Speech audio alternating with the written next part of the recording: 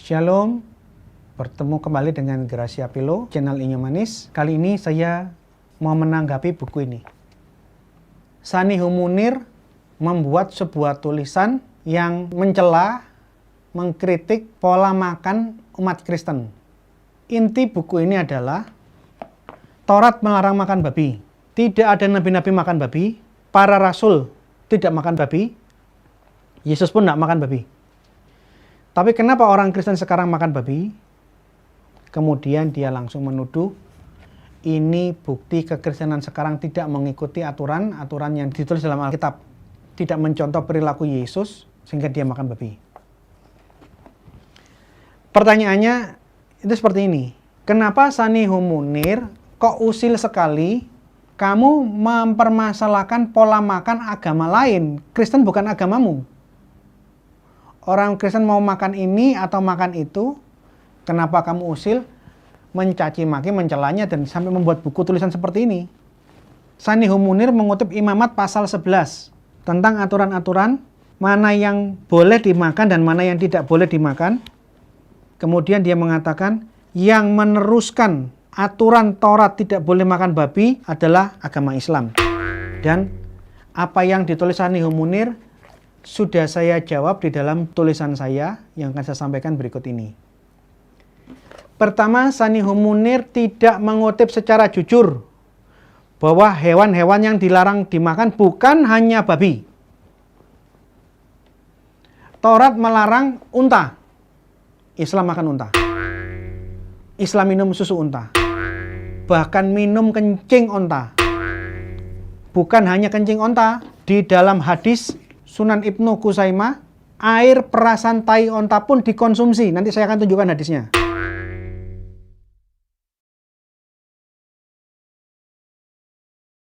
Di dalam Imamat pasal 11, pelanduk tidak boleh dimakan. Kelinci, babi itu yang keempat. Islam memakan semua yang dilarang oleh hukum Taurat kecuali babi. Taurat melarang memakan selain yang ikan. Ikan pun harus yang bersisik. Segala yang bergerak di air tidak boleh dimakan. Siput air tidak boleh dimakan. Kepiting bukan ikan tidak boleh dimakan. Cumi-cumi, gurita, lele, sidat, belut tidak boleh dimakan. Ini larangan Taurat. Kalian makan semua. Yang dilarang oleh Taurat. Hanya babi yang kalian tidak makan. Artinya kalau berdasarkan Imamat pasal 11 yang dikutip oleh Sanihum Munir dan saya nggak ada bedanya, sama-sama melanggar. Nah, kedua saya ingin bahas menjawab kenapa Kristen makan babi. Di dalam buku saya sudah jelaskan secara eksegese. Tidak ada kata halal dan tidak ada kata haram untuk makanan. Bahasa asli Alkitab tidak menggunakan halal dan haram, bahasa-bahasa fikihnya Islam, bahasa-bahasa hukum tidak. Di dalam Torah, bahasa aslinya menggunakan bahasa-bahasa kesehatan. Jangan makan binatang yang hatameh.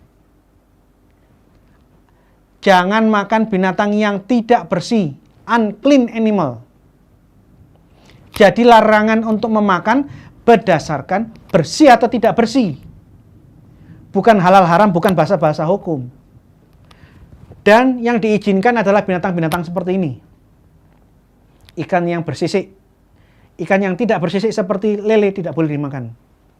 Berkuku belah dan memama biak. Selain itu tidak boleh dimakan. Yang boleh dimakan itu dikatakan ha-tahor.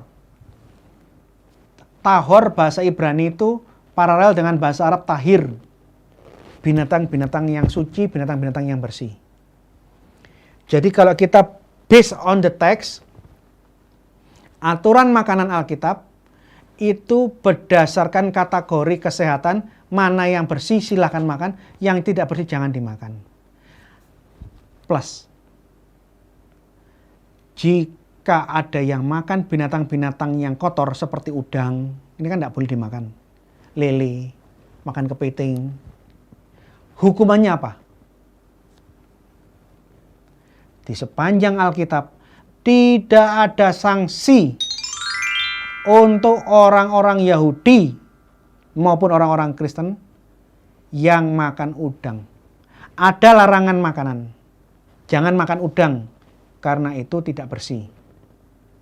Tapi kalau andai kata saya makan udang, hukumannya apa? Tidak ada sanksinya. Oleh karena itu di dalam Alkitab, masalah makanan itu bukan masalah dosa atau tidak dosa, bukan masalah halal dan haram. Tidak ada kata halal dan haram. Saya ulangi berkali-kali di dalam bahasa Alkitab. Yang ada unclean animal atau yang clean animal. Masalah bersih dan tidak bersih. Tuhan menyayangi umatnya yang ribuan tahun yang lalu, yang belum ada ilmu pengetahuan yang sedemikian maju seperti zaman sekarang. Orang ribuan tahun di zaman Musa, jaraknya dari kita ini 3.500 tahun. Tidak tahu kalau udang itu, cumi-cumi itu kolesterolnya tinggi. Tuhan ngomong kepada orang yang sangat-sangat sederhana 3.500 tahun yang lalu, kamu jangan makan ini kotor, titik. Yang penjelasannya baru kita tahu di zaman kita yang modern sekarang. Jadi, ini jawaban yang pertama. Ada larangan makanan tapi tidak ada sanksi. Bahkan di dalam 1 Korintus, tulisannya Paulus, makanan tidak membuat kita lebih dekat dengan Allah. Kamu makan atau tidak makan, itu masalah kebiasaan dan masalah kesehatan yang akan ditanggung pribadi lepas pribadi. Oleh karena itu di dalam konsili di Yerusalem, diputuskan masalah makan atau tidak makan, itu masalah sekunder dan tidak ada kewajiban. Harus makan ini atau makan itu, tidak boleh makan ini, tidak boleh makan itu, tidak ada. Ini keputusan konsili Yerusalem. Nah, sekarang saya ingin tunjukkan di sini, bukan dalam konteks mengolok-olok, menghina Islam. Tidak, saya tidak mau menghina Islam. Saya hanya membacakan apa yang ada tertulis di dalam hadis. Ini kitab suci kalian, kategorinya sahih, disahihkan oleh Syekh Albani. Saya hanya membacakan apa kata hadis-hadis sahih mengenai pola makannya umat Islam. Anda bisa saksikan di layar. Umat Islam halal makan bangkai paus. Yang mana bangkai paus ini tentu haram, tidak boleh dimakan oleh orang Yahudi. Paus tidak bersisik, apalagi ini bangkai. Di dalam hadis, orang Muslim boleh makan bangkai paus. Ceritanya, orang Muslim kelaparan dalam kondisi berperang, dia lihat ada bangkai di laut, mau dimakan ada yang melarang, itu sudah jadi bangkai. Tapi yang lain mengatakan, oh, kita terdesak kok, kita perang kok, kita ini utusannya Muhammad, makan aja lah, enggak apa-apa. Wong terpaksa. Bangkai itu dikeringkan, bisa makan selama 3 bulan. Dan orangnya gemuk-gemuk. Bahkan ada hadis yang mengatakan, nih Anda bisa lihat di layar berikut ini, segala yang mengapung, bangkai yang mengapung di laut, kalau menunjukkan hadis ini bukan ikan. Apapun bangkai yang mengapung di laut, boleh dimakan karena laut itu suci dan halal bangkainya. Bagi Islam, memakan bangkai di laut ataupun bangkai ikan paus itu halal, boleh dimakan. Selain itu di dalam hadis dikatakan Muslim memakan hewan sejenis anjing hutan. Jadi ini anjing liar dimakan. Ini halal. Islam memakan biawak, ini hadisnya Anda bisa lihat. Jadi kadal biawak itu dimakan, ini halal bagi umat Islam. Kencing onta, ini untuk pengobatan. Anda bisa saksikan ini bukunya, ini hadisnya. Kencing onta dikonsumsi oleh umat Islam.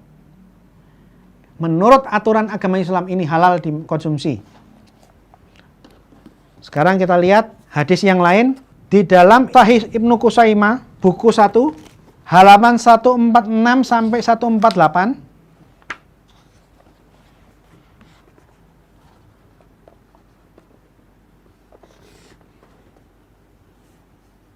Tolong di zoom yang sebelah sini.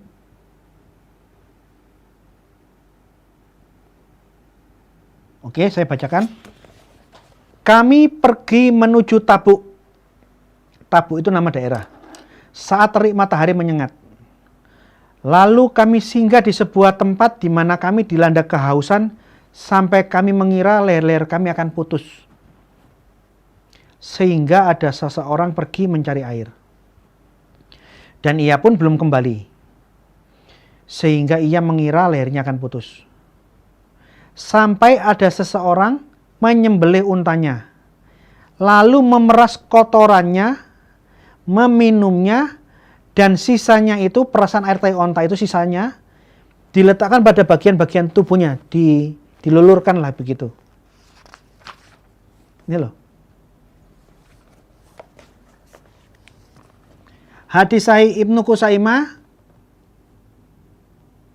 mencatat bukan hanya kencing onta bisa diminum untuk kesehatan, tetapi air perasan tahi onta juga pernah dikonsumsi, bahkan dipakai untuk semacam hand body, kira-kira gitu, untuk luluran.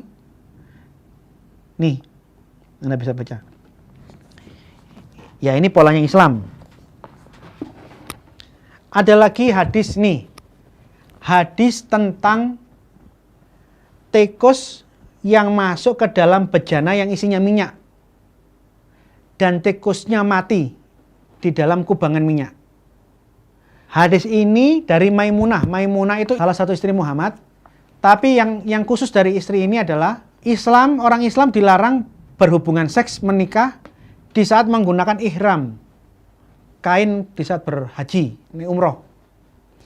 Tapi Muhammad menikahi dan berhubungan seks dengan Maimunah di saat Maimunah berihram. Nah, suatu saat di rumahnya Maimunah, istri yang dinikahi Muhammad saat dia berihram itu, ada tikus masuk dalam bejana minyak. Terus Maimunah nunjukkan, Muhammad, ini ada tikus mati di dalam bejana minyak. Muhammad bilang, buang tikusnya, cedok minyak sekeliling tikus, minyak lainnya silakan dipakai. Ini caranya orang muslim yang halal di dalam hadis. Ini saya sudah scankan di dalam buku saya. Kalau Anda tidak punya uang untuk beli buku susah nyari ini, Anda bisa cari buku saya. Semuanya sudah saya scan, saya tunjukkan kutipannya, penerbitnya. Termasuk nih, umat muslim dihalalkan mengkonsumsi makanan minuman yang kemasukan lalat. Kata hadis, lalat itu punya dua sayap. Di sayap yang satu ada racun, di sayap yang satu itu ada penawarnya. Jadi kalau ada lalat yang menempel atau masuk di dalam makanan atau minuman, masukkan semuanya supaya netral, kira-kira gitu. Nih.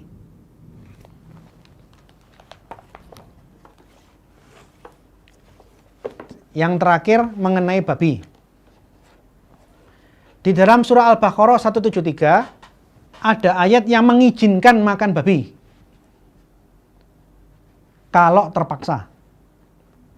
Jadi kalau orang muslim dalam suatu kondisi yang terpaksa, maka babi pun, bangkai pun boleh dimakan dan itu tidak dosa, itu katanya Quran. Jadi saya ingin ngomong sama Sanihul Munir, kamu usil mengolok-olok orang Kristen dengan buat buku seperti ini. Saya tidak mau usil, saya hanya membacakan apa yang ada di dalam hadis. Buku saya ini menggunakan 11 hadis sahih yang berbeda. 5-6 tafsir Quran. Saya tampilkan apa adanya, tidak saya tambahi, saya tidak kurang-kurangi, saya tidak menghina. Memang seperti ini aturan pola makan Islam. Apakah ini baik apa tidak baik? Ya itu urusannya orang Islam, menganggap baik ya silakan kamu makan. Tapi jangan paksakan pola makanmu. Minum kencing onta, makan bangkai, menggunakan minyak bekas kecemplung tikus yang mati. makanan yang kemasukan lalat. Kalau memang ini sah untuk dimakan oleh orang Islam, ya silahkan kamu makanlah. Termasuk ini.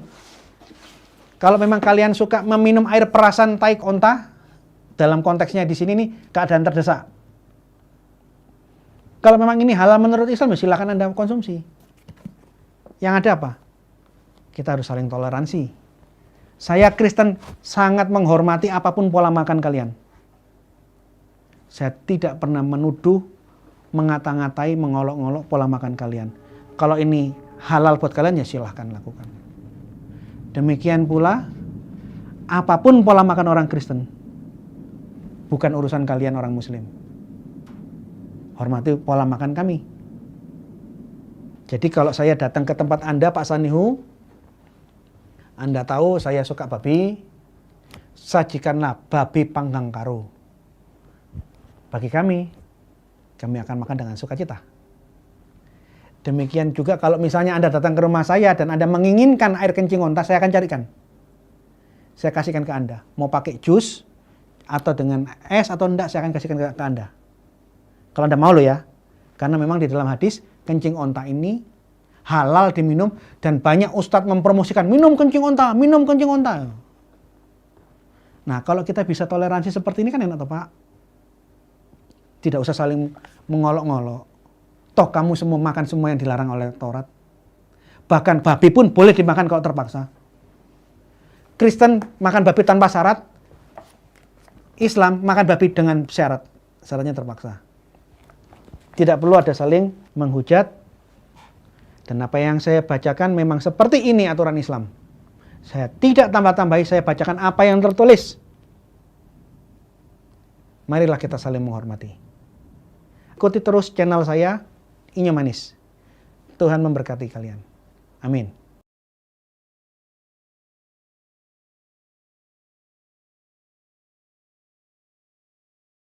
Halal ya? Ini minta di video. Halal ya? Oke. Udah transaksi. Dan sekarang kita langsung Bebah. kencing onta. Bismillahirrahmanirrahim. Ini bungsun. Paras. Jangan apa-apa.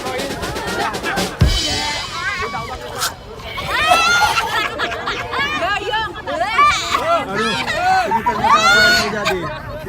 Apa yang terjadi? Terus. Aduh, langsung keluar semua kotoran-kotoran. Keluar semua kotoran-kotoran yang ada di dalamnya. Foto lagi. Itu obatnya. Oh, dicampur susu kok, bener kok. Itu dia. Kok uyo itu? Ini apa yang terjadi? Kasih air.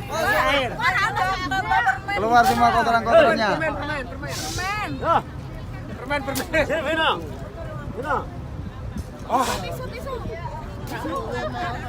Gak usah dicampur susu Pak.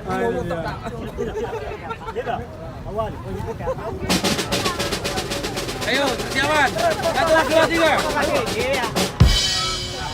Ah. Tat, jangan jadi di video Tat. Nggak jadi batal weh, muntah-muntah kok. Apa biar tahu. Biar tahu bagaimana cara. Jangan pernah nyoba rasanya. Jangan nyoba. Muntah kan arah. Gimana rasanya kok sampai muntah-muntah gitu? Rasanya belum pernah aku minum sesuatu yang rasanya seperti ini. Oh, berarti nggak bisa. Nggak bisa masuk. Berarti udah nggak ada ya? Udah nggak ada rasanya, udah hampa udah. Rasanya Sampai muntah-muntah. mengerikan. Terus gimana kalau ada jemaah lagi ke sini? Sarannya? Tapi lebih bagus daripada penasaran mencoba. Segala sesuatunya dicoba. Insya Allah kalau sempunya sakit penyakit seperti yang sudah dibicarakan sembuh.